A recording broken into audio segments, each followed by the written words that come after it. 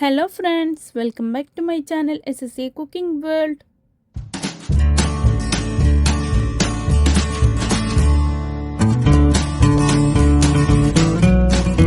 ഇന്ന് ഞാൻ നിങ്ങളുടെ മുമ്പിൽ വന്നിട്ടുള്ളത് നല്ല ടേസ്റ്റി ആയിട്ടുള്ള വെറൈറ്റി ആയിട്ട് ആവിയിൽ വേവിച്ചെടുക്കാൻ പറ്റുന്ന ഒരു 4 മണി പലഹാരത്തിൻ്റെ റെസിപ്പിയുമായിട്ടാണ്.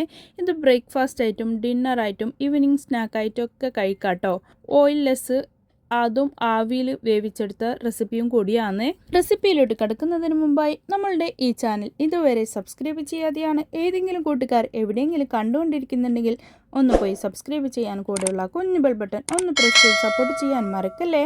എന്നാലേ ഞാനിടുന്ന പുതിയ പുതിയ വീഡിയോസിൻ്റെ നോട്ടിഫിക്കേഷൻ നിങ്ങളിൽ എത്തുകയുള്ളൂ, നിങ്ങൾക്കത് അപ്പോഴപ്പോൾ തന്നെ കാണാനും പറ്റത്തുള്ളൂ. ഇതിന് തയ്യാറാക്കാൻ വേണ്ടിയിട്ട് ഞാനിവിടെ ഒരു ബോൾ എടുത്തിട്ടുണ്ട്. അതിലേക്ക് 2 മുട്ടയാണ് കേട്ടോ പൊട്ടിച്ചൊഴിക്കുന്നുള്ളത്. അപ്പോൾ ഓയിലൊന്നും ഇല്ലാതെ എളുപ്പത്തിൽ നമുക്കിത് തയ്യാറാക്കി എടുക്കാം. അപ്പോൾ അതിലേക്ക് ഏലക്കപ്പൊടി ഉണ്ടവർ ഒരു 1/2 ടീസ്പൂൺ ഏലക്കപ്പൊടി ചേർത്ത് കൊടുക്കാം. അല്ലെങ്കിൽ അതിനെ ഏലക്കൻ്റെ 3-4 ഏലക്ക എടുത്തിട്ട് ഒന്ന് കുത്തിയിട്ട് അതിലേക്ക് ഇട്ട് കൊടുത്താൽ മതി ചതച്ചിട്ട്. ഇതിലേക്ക് 4 ടേബിൾ സ്പൂൺ ഷുഗറാണ് ഞാൻ ചേർത്ത് കൊടുക്കുന്നുള്ളത്. ഷുഗറിന് പകരം നമുക്ക് ശർക്കര വേണമെങ്കിൽ ചേർത്ത് കൊടുക്കാം. ഇതിലേക്ക് പിന്നെ ഞാൻ 1/4 കപ്പ് പാലാണ് ചേർത്ത് കൊടുക്കുന്നുള്ളത്. അപ്പോൾ ഇത്രയും മതി. പിന്നെ പാകത്തിനുള്ള ഉപ്പ് ചേർത്ത് കൊടുക്കണം. എന്നിട്ട് 1 നുള്ള് ബേക്കിംഗ് സോഡ കൂടി ഞാൻ ചേർത്ത് കൊടുക്കുന്നുണ്ട് കേട്ടോ. ഇതിൽ ഷുഗറൊക്കെ നന്നായിട്ട് മെൽട്ടായി വന്നിട്ടുണ്ട്. അതിന് ശേഷം വറുത്തതോ വറുക്കാത്തതോ ആയ 1 കപ്പ് റവയാണ് ഞാൻ ഇതിലേക്ക് ചേർത്ത് കൊടുക്കുന്നുള്ളത്. എന്നിട്ട് ഇതിനെ നമ്മൾ ഒന്ന് നല്ല പോലെ മിക്സ് ആക്കിയതിന് ശേഷം അതിനെ ഒന്ന് റെസ്റ്റ് ചെയ്യാൻ വേണ്ടിയിട്ട് വെക്കുന്നുണ്ട്. ഒരു 10 മിനിറ്റിൻ്റെ കാര്യമേ ഉള്ളൂ. എന്നിട്ട് അതിനെ മൂടി വെച്ച് അവിടെ നമുക്ക് സൈഡിലേക്ക് മാറ്റി വെക്കാം. അതിന് ശേഷമാണ് നമ്മൾ ഇതിലേക്ക് വേണ്ടുന്നുള്ള മെയിനായിട്ടുള്ള നേന്ത്രപ്പഴം കൊണ്ട് നമ്മൾ തയ്യാറാക്കുന്നുള്ളത്. ഇതിന് വേണ്ടിയിട്ട് ഞാൻ എടുത്തിട്ടുള്ളത് 2 പഴുത്ത നേന്ത്രപ്പഴമാണ്. ഒന്ന് നല്ലോണം പഴുത്തിട്ടുണ്ട്. അപ്പോൾ അതിനെ നമുക്ക് ഇതുപോലെ കട്ട് ചെയ്തെടുക്കാം. എന്നിട്ട് ഇതിനെ നമുക്ക് ഒരു ഫ്രൈ പാനിലേക്ക് നല്ല ഗീ ചേർത്ത് കൊടുത്തിട്ടുണ്ട്. അതിലേക്ക് കാഷ്യൂനട്ടും കിസ്മിസാണ് ഞാൻ ചേർത്ത് കൊടുക്കുന്നുള്ളത്. അപ്പോൾ അതുകൂടി ഒന്ന് ചേർത്ത് കൊടുത്തിട്ട് അതിനെ ഒന്ന് വഴറ്റാം. നല്ലോണം വഴന്നിട്ട് കറുത്തിട്ടൊന്നും വരേണ്ട ആവശ്യമൊന്നുമില്ല. അപ്പോൾ ഇതൊന്ന് വഴണ്ട് വന്നതിന് ശേഷം നമ്മൾ ഇതിലേക്ക് പഴം ചേർത്ത് കൊടുക്കുന്നുണ്ട് കേട്ടോ. മുഴുവൻ പഴവും ഞാൻ ഇതിലേക്ക് ചേർത്ത് കൊടുക്കുന്നുണ്ട്. എന്നിട്ട് നമുക്ക് ഇത് 1 പഴം വെച്ചിട്ട് വേണമെങ്കിൽ അങ്ങനെയും ചെയ്യാം കേട്ടോ. 2 പഴമോ 3 പഴം നമ്മളുടെ കയ്യിൽ എത്രത്തോളം പഴമുണ്ടോ അതിനനുസരിച്ചിട്ട് നമുക്ക് ഇതിൻ്റെ അളവ് കൂട്ടുകയും കുറയ്ക്കുകയും ചെയ്യാം. എന്നിട്ട് നമുക്ക് ഇതിനെ നല്ലോണം ഇതാക്കേണ്ടെന്ന് ആവശ്യമില്ല. കുറച്ച് ഒന്ന് ഈ ഗീയൊക്കെ എല്ലാത്തിലും പിടിച്ച് കിട്ടിയാൽ മതി. അല്ലാതെ നല്ലോണം റോസ്റ്റായിട്ട് വെന്തിട്ട് ഒടിഞ്ഞിട്ടൊന്നും പോകേണ്ടെന്നും ആവശ്യമൊന്നുമില്ല. എന്നിട്ട് നമുക്ക് ഇതിൻ്റെ ഫ്ലെയിം ഓഫ് ചെയ്യാം. ഇതിൽ നിന്ന് ഞാൻ കുറച്ച് വേറെ മാറ്റി വെക്കുന്നുണ്ട്. അവസാനം നമുക്ക് ടോപ്പിങ്സിൽ ഇട്ട് കൊടുക്കാൻ വേണ്ടിയിട്ടാണ് ഇത്രയും ഞാനിവിടെ മാറ്റി വെച്ചിട്ടുള്ളത്. അപ്പോൾ ഇതാ 10 മിനിറ്റ് ആയിട്ടുണ്ട് കേട്ടോ. അപ്പോഴത്തേനും ഇത് നല്ലപോലെ തിക്കായിട്ടും നല്ല ഒന്ന് കുതിർന്നിട്ടൊക്കെ വന്നിട്ടുണ്ട്. അപ്പോൾ ഇത് നല്ലോണം കട്ടിയായിട്ട് തോന്നുന്നുണ്ടെങ്കിൽ കുറച്ചുകൂടി പാലൊഴിച്ച് കൊടുത്താൽ മതി. ഇതിലേക്ക് 1/2 കപ്പ് ചിരവിയ തേങ്ങ കൂടി ചേർത്ത് കൊടുത്തിട്ട് ഉണ്ടാക്കുമ്പോഴേക്ക് ഭയങ്കര ടേസ്റ്റ് തന്നെ ഇത് കഴിക്കാൻ. അങ്ങനെ നമുക്ക് ഇതിനെ ഒന്ന് നല്ല പോലെ മിക്സാക്കാം, ഫുൾ എല്ലായിടത്തേക്കും എത്തത്തക്ക വിധത്തിൽ. അതിന് ശേഷം നമ്മൾ ഈ വഴറ്റ് വെച്ചിട്ടുള്ള നേന്ത്രപ്പഴയിലെ അതിലേക്ക് ഇട്ട് കൊടുക്കാം. അതുകൂടി ഇതിലേക്ക് ചേർത്ത് കൊടുത്തതിന് ശേഷം നമുക്ക് അത് നല്ല പോലെ ഒന്ന് മിക്സ് ചെയ്തെടുക്കാം. ഇത് കുറച്ച് ലൂസായിട്ട് തന്നെ ഉണ്ട്. നല്ലോണം തിക്കായിട്ട് ഇങ്ങനെ നമുക്ക് ഇങ്ങനെ അങ്ങോട്ടും ഇങ്ങോട്ടും മിക്സ് ആക്കാൻ പറ്റാത്ത പോലെയൊന്നുമില്ല. പിന്നെ ഇത് ഞാൻ തയ്യാറാക്കുന്നുള്ളത് ചെറിയ കുഞ്ഞു കുഞ്ഞു കപ്പ് ഉണ്ടാവില്ല, നമ്മൾ കറിയൊക്കെ കൊണ്ടുവന്ന ആ പാത്രത്തിൽ സ്കൂൾ ടിഫിനിലൊക്കെ അതിൻ്റെ പാത്രത്തിലാണ് ഞാൻ 2 എണ്ണം ഇട്ട് കൊടുക്കുന്നുള്ളത്. ബാക്കി 2 കുഞ്ഞ് വേറൊരു കപ്പ് ഉണ്ടായിരുന്നു, ആ സ്റ്റീലിൻ്റെ ആ പാത്രത്തിലാണ് ഞാൻ ചേർത്ത് കൊടുക്കുന്നുള്ളത്.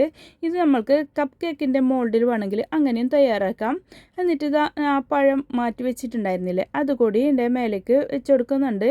ഒന്ന് ഇതിലേക്ക് ഇട്ട് കൊടുത്തതിന് ശേഷം ഒന്ന് ലെവലാക്കി എടുത്തിട്ടുണ്ട് കേട്ടോ. അപ്പോൾ ഇത് ഒരു കാണുമ്പോൾ ഒരു ഭംഗിക്കും കൂടിയിട്ടാണ് അങ്ങനെ ചെയ്തത്.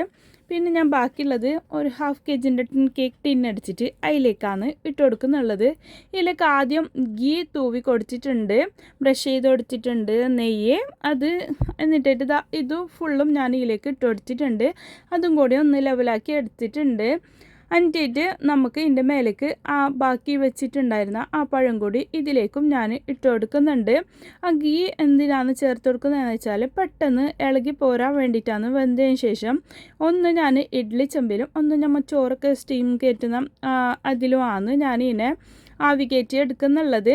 ഇതിലേക്ക് അങ്ങനെ വെള്ളമൊന്നും ആവിയായിട്ട് അതിൻ്റെ അകത്തേക്ക് പോകുമ്പോൾ പ്രശ്നമൊന്നുമില്ല, അകത്തേക്ക് അങ്ങനെ പോകുന്നുമില്ല.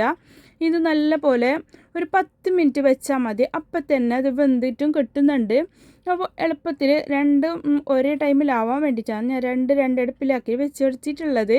അപ്പോൾ 10 മിനിറ്റ് ഇവിടെ ആയിട്ടുണ്ട് കേട്ടോ. എന്താ ഒരു ടൂത്ത് പിക്ക് വെച്ചിട്ട് ഞാൻ നോക്കുന്നുണ്ട്. അപ്പോൾ അത് ക്ലിയർ ആയിട്ട് വന്നിട്ടുണ്ട്, നല്ല പെർഫെക്റ്റ് ആയിട്ട് തന്നെ വന്നിട്ടുണ്ട്.